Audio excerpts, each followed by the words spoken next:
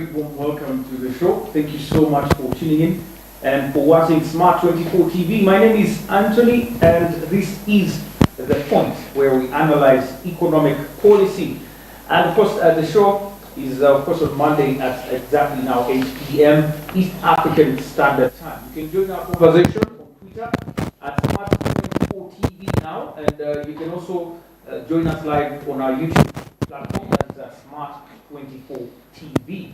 Now today we have a very special topic and very special guests, and we are discussing the unlocking of financing and investment within a sustainable, inclusive and smart urban ecosystem here in Uganda. And joining me to discuss this and more is none other than Mr. Nsubuga Julius Kaziwe, who is the Executive Director of the Africa Center for Economic Dialogue, together with Mr. Peter Chisache Zimola, who is the Director of Public Relations at Africa Center for Economic Dialogue. You're most welcome, gentlemen, to The Point. Sure, thank you.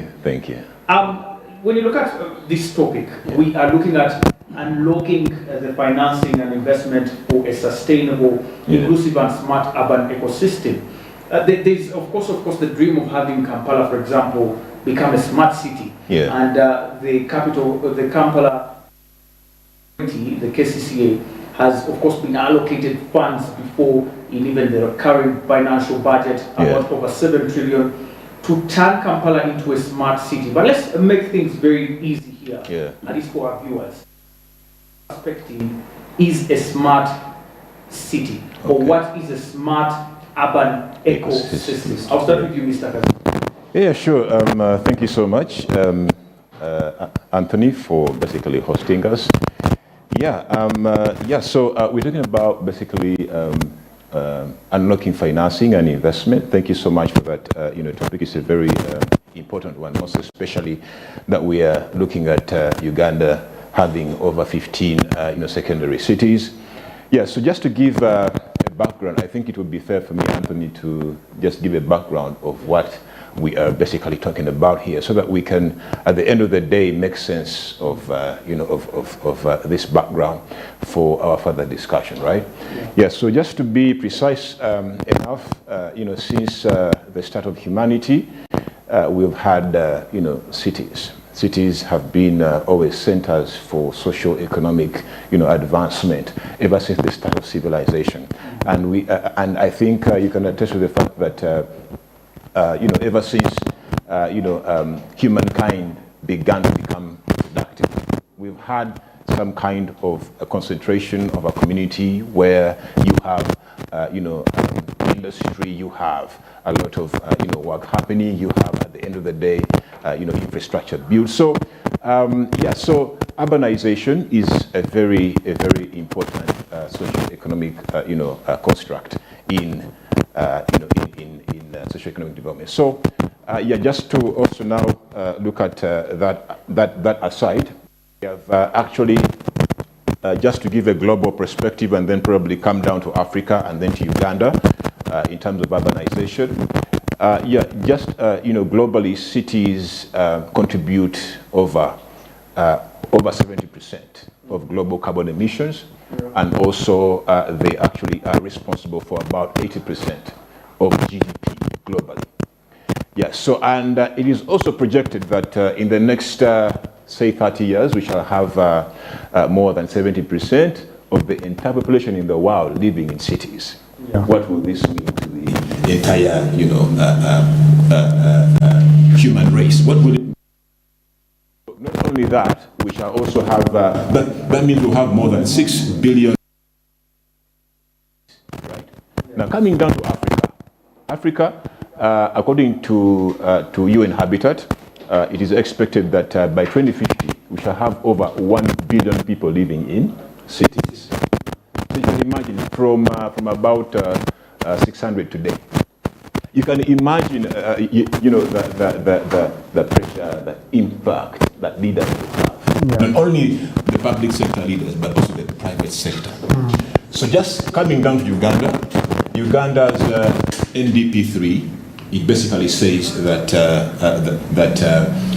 Uganda's urban ecosystem and development is unsustainable, because you have a skewed urban ecosystem whereby you have so many towns, you have so many centers that you even do not actually know of, or probably are not planning for, in the annual planning process. Yeah. So and also, of course, where we are going, this means that when people actually become more, because population is a very huge factor when we are talking about urbanization. Why? It is because people. The more people you have in a city, that means more energy. They have to consume more energy. They have to eat more food. They have to use the infrastructure, the available infrastructure. Yes, absolutely. Yes, and of course, it has an effect on the environment. Yeah. You have to have more waste. Yeah. So, looking at all these challenges, these are really diverse and really difficult challenges to deal with, most especially for leaders. Even today, actually, Africa, we are struggling with policies that actually are able to make our urban ecosystem to become more sustainable and inclusive and also smart. Yeah. So just to come back to your question, probably, smart is the use of technology for urban development. That's what actually smart urban ecosystem. That how can we use technology to actually improve the local economies in cities and also quality of life, right? Yes. So I think that is probably where we would start from. Yeah. So when we're talking about cities, I just imagine sometimes I'm leaving my home, and I'm driving. I'm coming to Kampala. We're talking about smart urban ecosystem, right? Yeah. But then I spend probably about 3 hours in the way. Yeah. And by the time I reach, probably, I've had some ideas as I was thinking about. They were thinking about probably as I was going to work. I've become frustrated. I reach office, and then I have to again, get that whole frustration off my head, and then probably, get the day running, or even to be more productive. So, what does it mean, in this construct? If I'm to wake up in the morning, go to Kampala City, and that means that is spending 3 hours on the way really productive for me? Yeah, it is not productive at all. And that way, it's not smart. Yeah, and therefore it's not smart. So technology, in the sense, makes it actually much more worthwhile and much more easier to save time and to also to work smart. So these are the day-to-day things that probably we would actually wish to engage with and probably experiment with to start. So I think it is very important for us to talk about what it means to actually turn Kampala City into a smart city. But also, we can't separate sustainability, inclusivity, and smart. Because these are all definitions. Interdependent. They're basically interdependent, and we are living in a world where everything is now interdependent. And you can't talk about climate change if you don't talk about talk about financial institutions. So it is always connected. Yes. So I think I'll stop there. Probably my colleague would add on to that. Mr. Tisati here. We've just broken down what a smart city really means. A city that is productive, a city that has huge numbers of people but well managed and everyone fitting in the city. Looking at Kampala's perspective, smart cities use modern technology to improve efficiency, to share well-timed information with the public. For example, in case of disaster preparedness, like in case floods are coming, people will know like 6 weeks ahead of time on their mobile devices. They offer better services. Now we're talking about smart cities around the globe in promoting economic growth and quality of life for citizens. In Uganda's perspective, what do you think is still hindering or challenging smart city concepts and inclusivity and sustainability as well within our cities here? Thank you so much. Number one, we have a challenge of internet. You see, when we cannot talk about smart cities until we have our major focus on the efficiency of information dissemination. Now, if we are talking about the distribution of information, making it reliably available to every citizen at the right time, you can never avoid internet. So internet is a major key player in creating a smart city. Now, when you look at Kampala, we don't even have Wi-Fi, you know, a free internet that people can be able to leverage on. So it means that if you're speaking about a smart city in regard to Kampala, we are still miles away from achieving this, without mentioning the other bottlenecks, the problems that we are actually still stuck in as a country and as a city. And despite the fact that our population is actually growing. So number one is internet. If we could be able to leverage on that, then we will be near to creating a smart city. Because the digital or the normal definition of a smart city is a technologically modern urban area where people are able to pick the information so quickly and they are able to use this information for the benefit of themselves and for the benefit of others. So I think we need to look at the internet. That's my take on that. Number one, the internet must be readily available for people to be able to understand, to efficiently do what they should do in the city. So Kampala is at that crossroad. If we are thinking about the smart city, then we must, number one, solve the information flow chart. And that is making sure that we provide an efficient internet system in the city. Yeah, actually, Anthony, could I add something to that? Yes, well, I watched a documentary, earlier on this year about South Korea and what they're doing. I was looking at the mayor and what he was doing actually there, and he was, they have this system that basically updates citizens, everywhere, and it's an app that can update you whether there is an accident at this point, at this road, and then probably you can be able to say avoid it.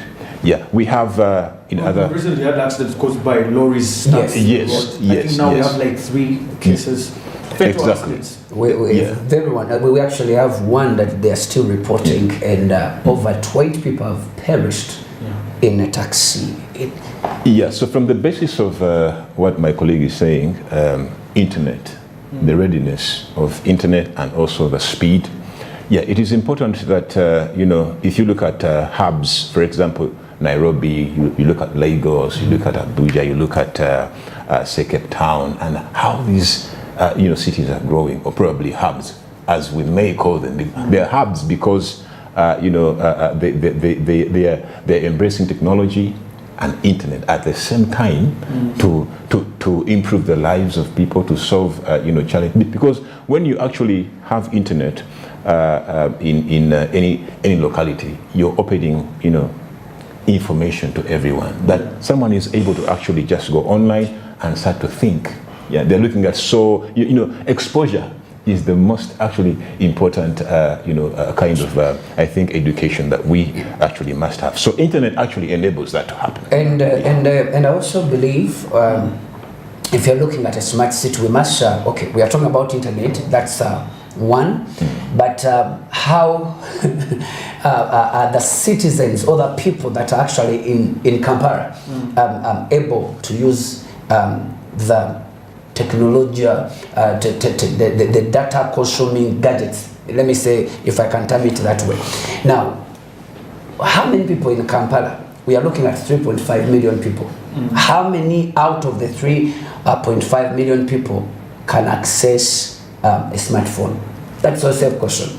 And why is it so hard for people to access these gadgets? It's because of maybe the high taxes on these gadgets that should actually, and that's why now you see one of the problems we are facing today. I'm a parent, I have children.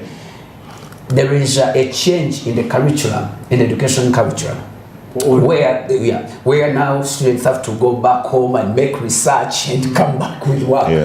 But then you go, I sat in a meeting for parents, And over 90% of the parents don't have smartphones. And they were quarreling at the school, why are you sending our children to make research? We don't have smartphones. Even when we have them, we cannot access it, and we have no money for data. It's a challenge. And this is Kampala, this is Entebbe, this is Jinja City. So how about Kitgum? So now how about Kitgum, how about Katakwi, Bukedia, you understand? So it means that there is a lot we have to begin focusing on as a country. There's a lot that we need to begin planning for as even Africa. Mr. Kazibwe, according to Mrs. Dorothy Chisaka, the Executive Director of KCCA, she highlighted the problem of data and managing data assets and resources. And after she highlighted this, to fast track the idea of data and internet, the Cabinet last year embraced the project. And they instructed the National Planning Authority through the Ministry of Finance and officials from KCCA to at least develop a 7 trillion Ugandan shillings 5-year strategic plan. And this plan was officially launched in 2020 by former Prime Minister Ruhakana Rugunda. Under this plan, they intend to, one of the things to do is to improve internet access, improve connectivity in as far as optical fiber networks are concerned. However, now we are at least 3 years away from that, and we don't see much results. How can government fast track projects such as these, like improving internet access, to ensure that we don't lose out, especially on our goals? This goal is a 5-year plan, and 7 trillion was invested. But how are we tracking? How can you evaluate this? I think one of the biggest assets, or probably measure that we can employ, or probably that we can suggest, is one, public-private cooperation. Government alone can never, ever solve a challenge. It needs, this needs, the collaboration of different stakeholders. The private sector has to come together with government. Now, when government actually says we have $7 trillion to invest, in this information technology infrastructure, it means nothing when the private sector is actually not informed, about the opportunities and also challenges. Even before I come to the systemic challenges that we have. So first and foremost, public-private cooperation. When we were actually, having a dialogue recently with some of the leaders from KCCA, they told us that yes, we have projects, big projects on infrastructure, but we need capital. Not only capital, but patient capital. Now, that word patient is very key. So, which investor is basically willing to come and say, hey, we are investing $500 million in building fiber networks throughout Kampala city to ease access of internet, and then probably is willing to say, maybe accept terms of you will receive your payment back, beginning 10 years later. So I mean, patient capital is quite scarce, and I think this, but at the same time, it requires huge lobbying and connecting with some of these players internationally. For example, International Finance Corporation. It's a very big institution, and it finances some of Africa's major infrastructure projects. And yes, so it's not only IFC, but of course among others. So first and foremost, we need to see education, first of all, about the available opportunities. If government is coming up with a master plan of 7 trillion, let's call upon the private sector to come and make use of this money, and partner with government to ensure that there's a win-win situation. No one can actually solve this challenge alone.